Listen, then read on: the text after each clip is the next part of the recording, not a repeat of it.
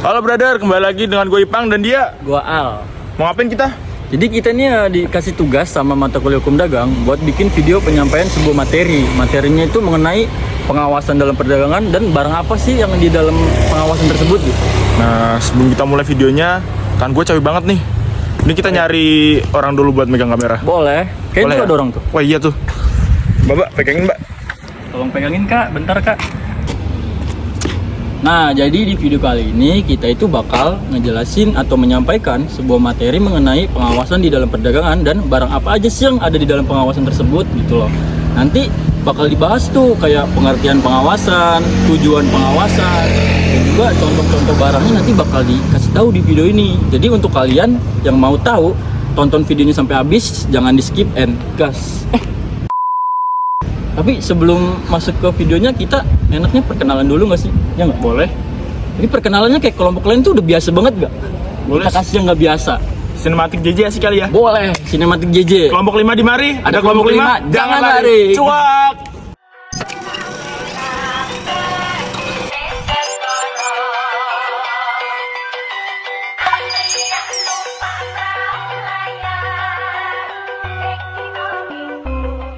Are you ready?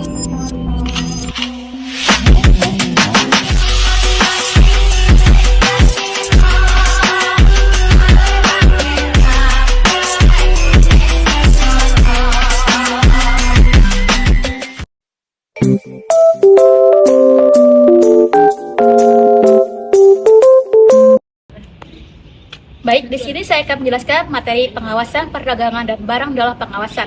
Pengertian pengawasan perdagangan. Pengawasan perdagangan adalah serangkaian kegiatan yang dilakukan oleh petugas pengawas untuk memastikan kepatuhan pelaku usaha terhadap peraturan perundang-undangan di bidang perdagangan. Pengawasan perdagangan bertujuan untuk melindungi konsumen, menciptakan persaingan usaha yang sehat, dan mewujudkan tertib niaga. Pengawasan kegiatan perdagangan dilaksanakan oleh petugas pengawas tertib niaga atau disebut juga PPTN dan atau penyidik pegawai negeri sipil perdagangan atau PPNS DAG.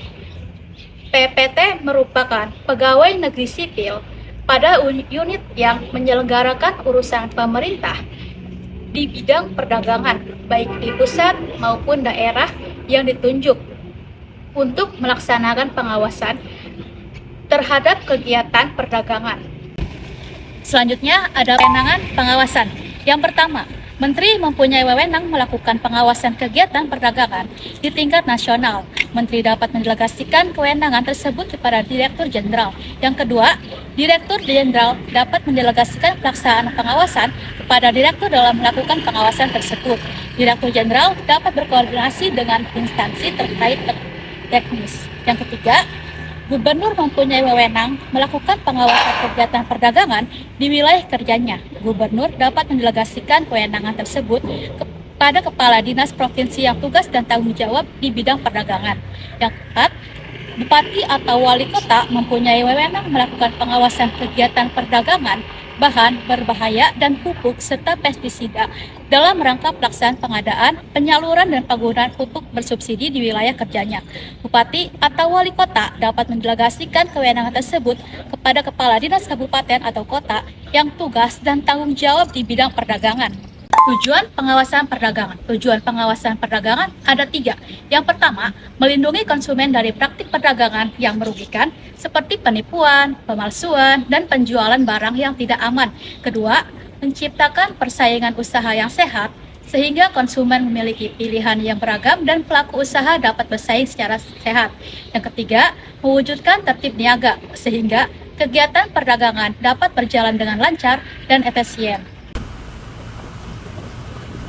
Oke, selanjutnya ada ruang lingkup pengawasan perdagangan berdasarkan Undang-Undang Nomor 36 Tahun 2018. Ruang lingkup pengawasan kegiatan perdagangan meliputi yang pertama, perizinan di bidang perdagangan.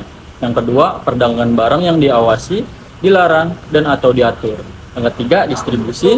Yang keempat, pendaftaran barang produk dalam negeri asal impor yang terkait dengan keamanan, keselamatan, kesehatan, dan lingkungan hidup.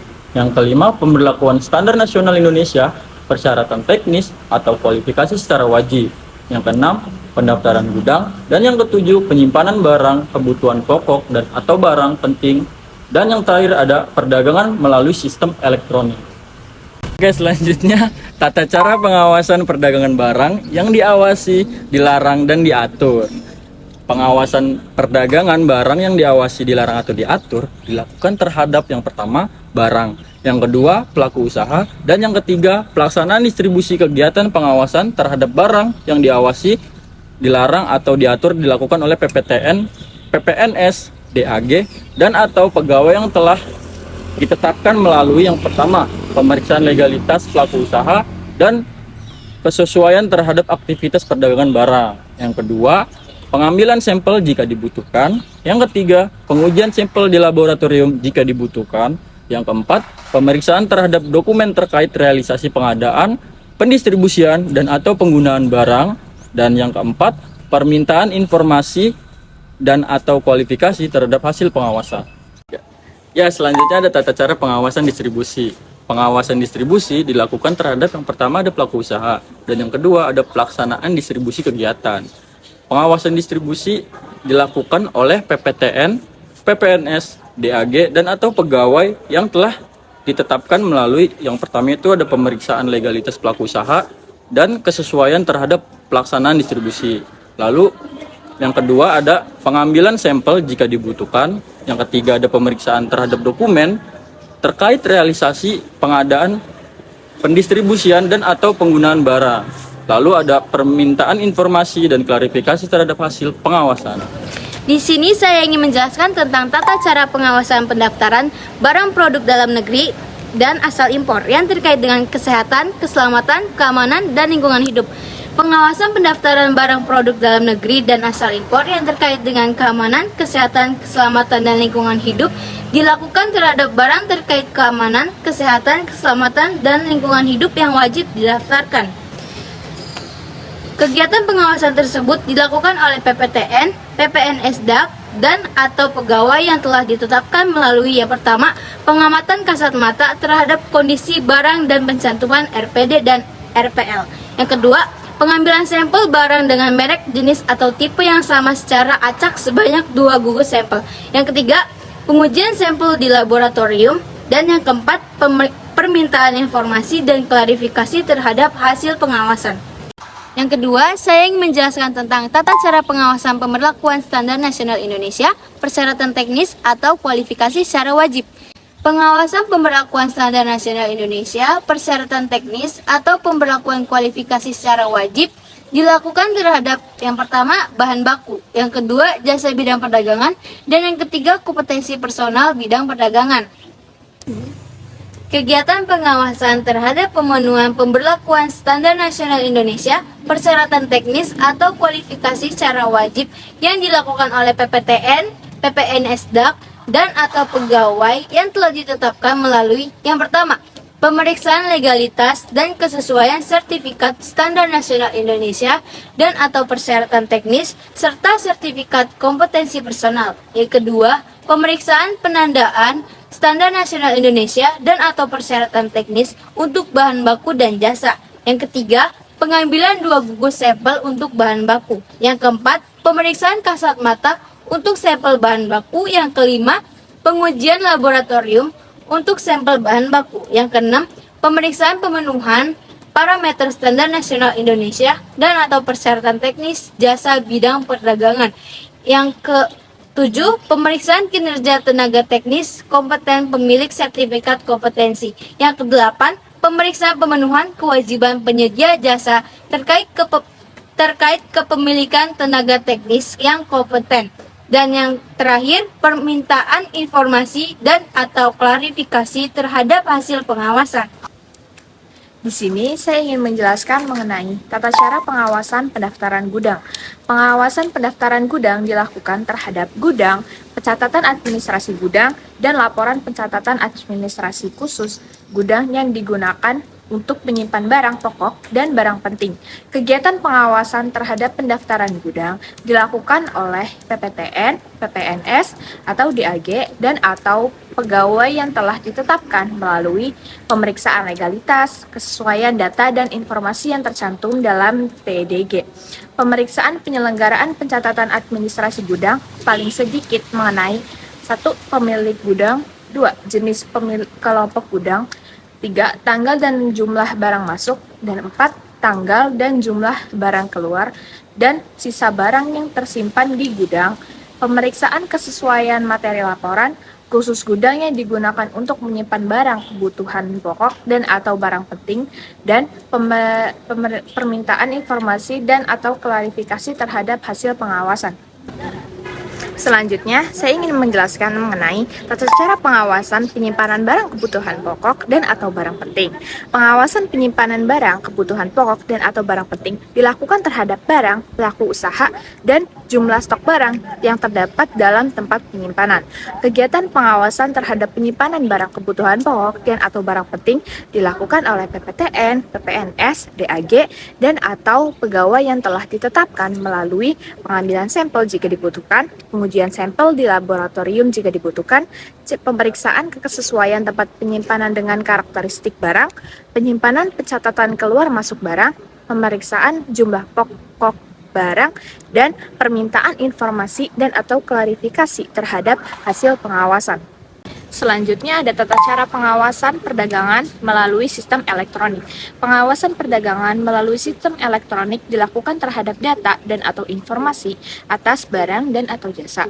Kegiatan pengawasan terhadap perdagangan melalui sistem elektronik dilakukan oleh PPTN, PPNS, DAG, dan atau pegawai yang ditetapkan melalui pemeriksaan ketersediaan, kelengkapan, dan kebenaran data dan atau informasi yang disediakan pelaku usaha dalam sistem elektronik. Pemeriksaan kesesuaian barang dan atau jasa dengan data dan atau informasi yang disediakan. Pengambilan sampel barang dan atau jasa yang diperdagangkan melalui sistem elektronik jika dibutuhkan. Yang keempat, pengujian sampel barang jika dibutuhkan dan atau permintaan informasi dan atau klarifikasi terhadap hasil pengawasan. Oke, kembali lagi bersama Agra di sini. Agra di sini akan menjelaskan tentang kegiatan pengawasan terhadap pemenuhan pemberlakuan standar nasional Indonesia. Nah, kegiatan pengawasan terhadap pemenuhan pemberlakuan standar nasional Indonesia itu meliputi persyaratan teknis atau kualifikasi dilakukan oleh PPTN, PPNS, DAG, dan atau pegawai yang telah ditetapkan melalui yang pertama, pemeriksaan legalitas dan kesesuaian sertifikat standar nasional Indonesia dan atau persyaratan teknis beserta sertifikat kompetensi personal. Yang kedua, pemeriksaan penandaan standar nasional Indonesia dan atau persyaratan teknis untuk bahan baku dan jasa.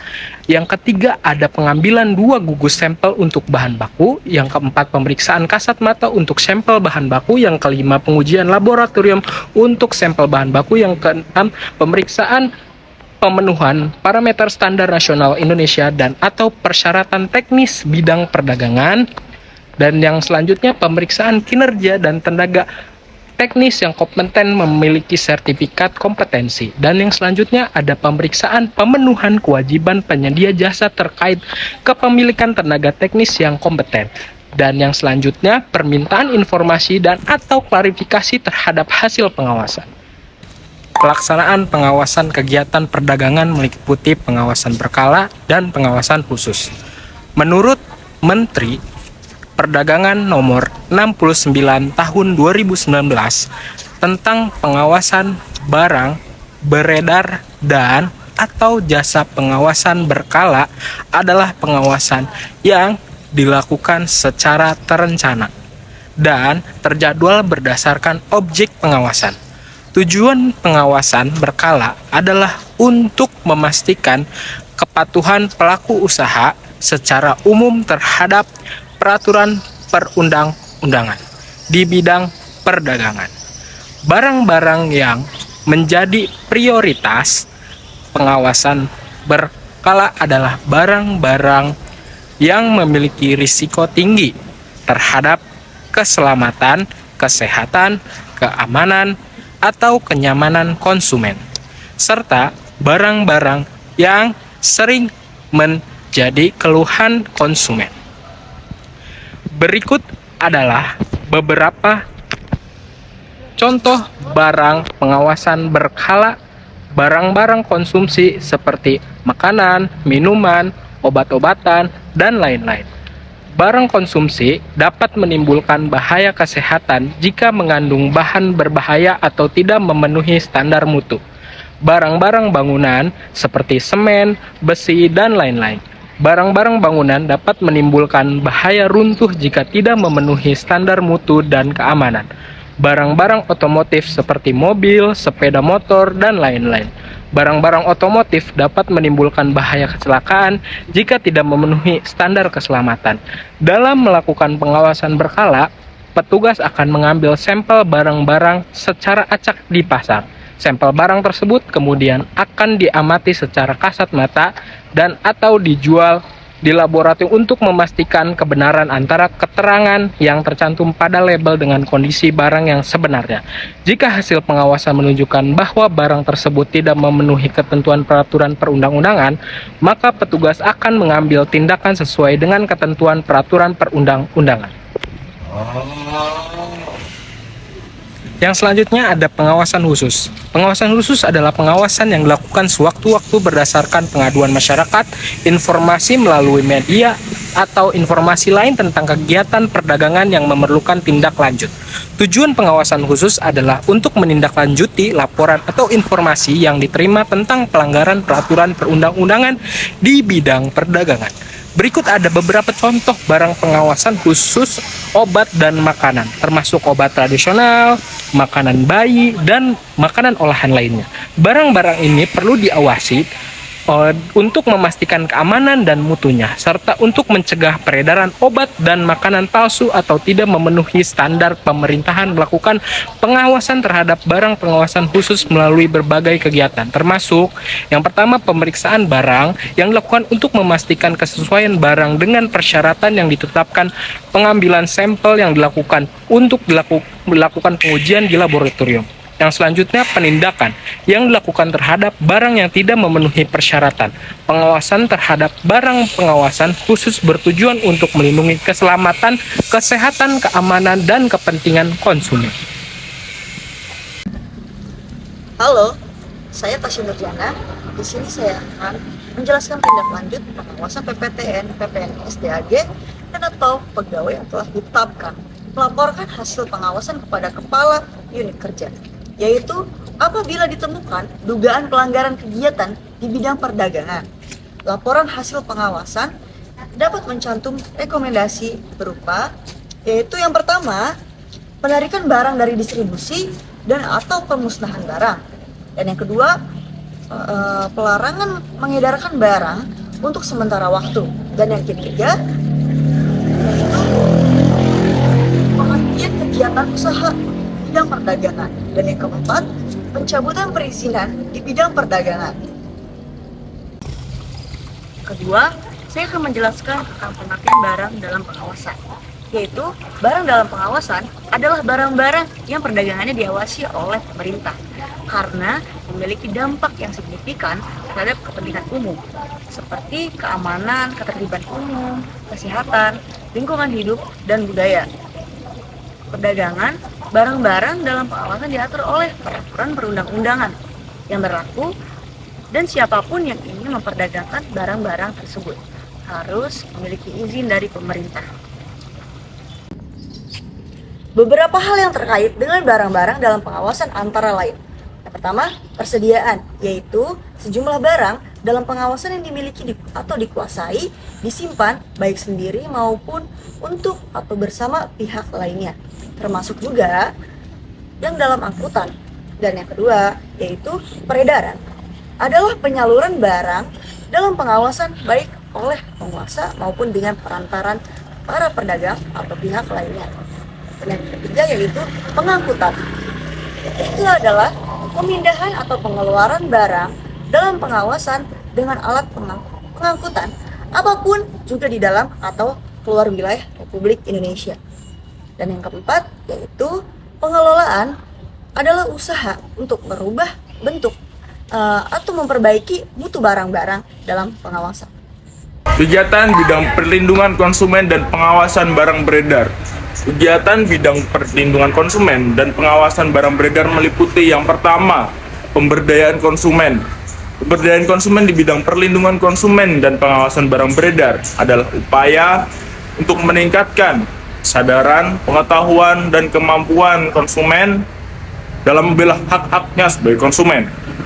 Upaya pemberdayaan konsumen ini meliputi berbagai kegiatan antara lain sosialisasi dan edukasi yang bertujuan untuk memberikan informasi dan pemahaman kepada konsumen tentang hak-haknya, kewajiban pelaku usaha, dan mekanisme penyelesaian sengketa konsumen. Pembentukan dan pemberdayaan lembaga perlindungan konsumen yang bertujuan untuk memberikan pendampingan dan advokasi kepada konsumen yang mengalami pelanggaran hak. Kerjasama dengan berbagai pihak, baik pemerintah, swasta, maupun organisasi masyarakat untuk meningkatkan kesadaran dan pemahaman masyarakat tentang perlindungan konsumen.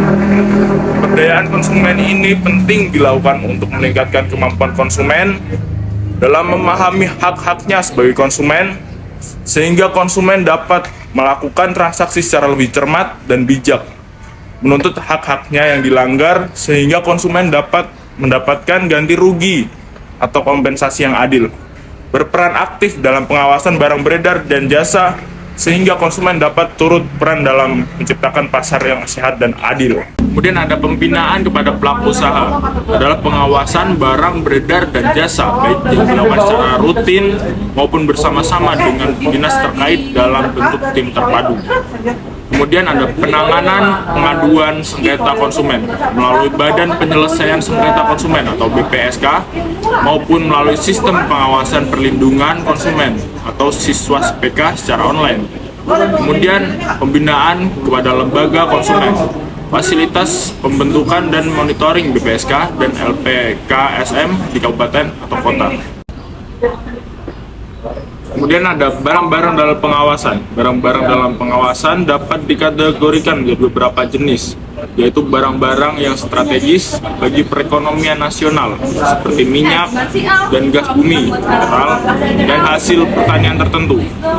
Kemudian barang-barang yang dapat membahayakan keamanan dan ketertiban umum, seperti senjata api, bahan peledak, dan narkotika. Kemudian barang-barang yang dapat membahayakan kesehatan masyarakat, seperti obat-obatan, makanan, dan kosmetik.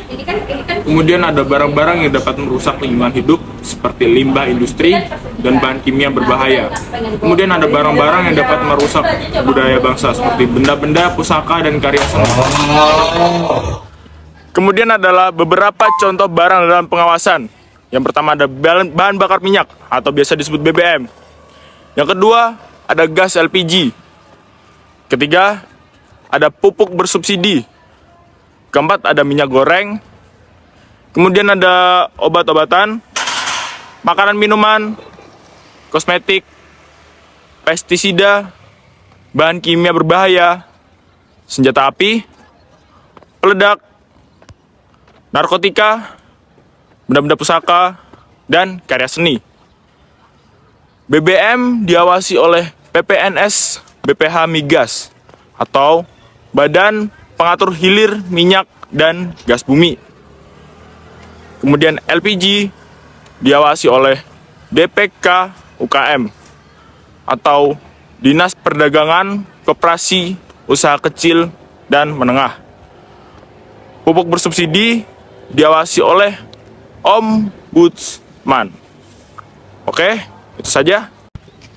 Oke, jadi kesimpulannya ya, pengawasan perdagangan adalah serangkaian kegiatan yang dilakukan oleh petugas pengawas untuk memastikan kepatuhan pelaku usaha terhadap peraturan perundang-undangan di bidang perdagangan.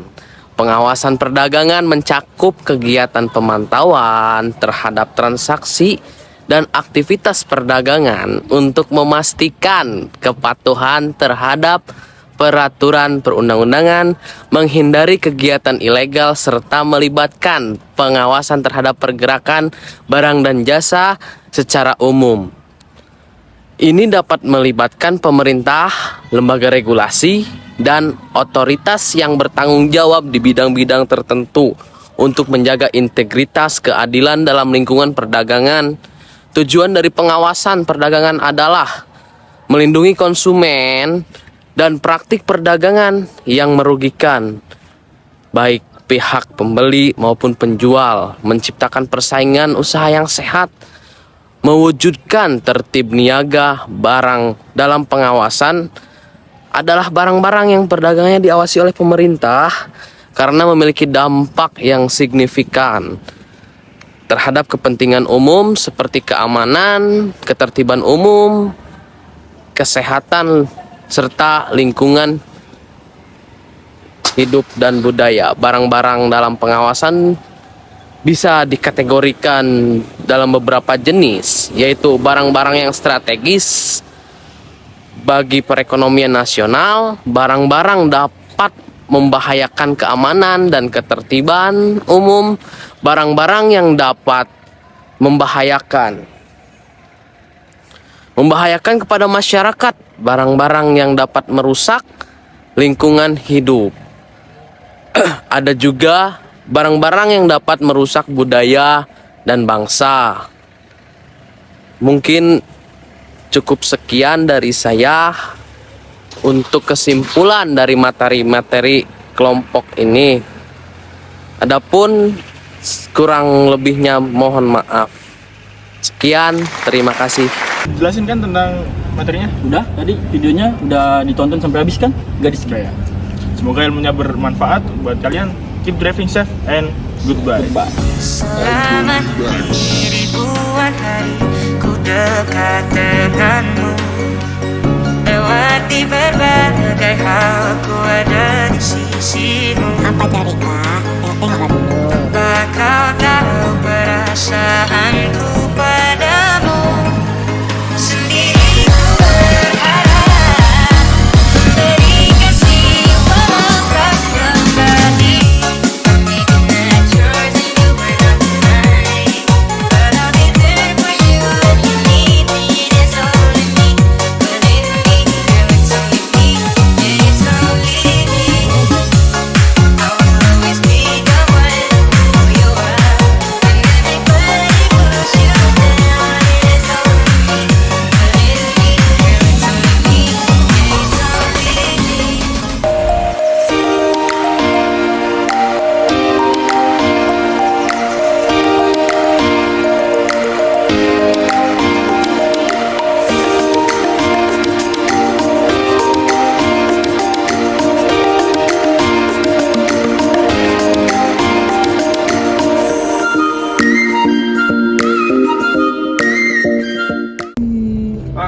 Yang editnya tidur ah. Turu. Oh. Capek Nah. mas. Mas. Capek mas. Masih. Woi. Capek weh. Capek lo. Capek lo. Ngantuk gua. Gitu doang capek. Payah.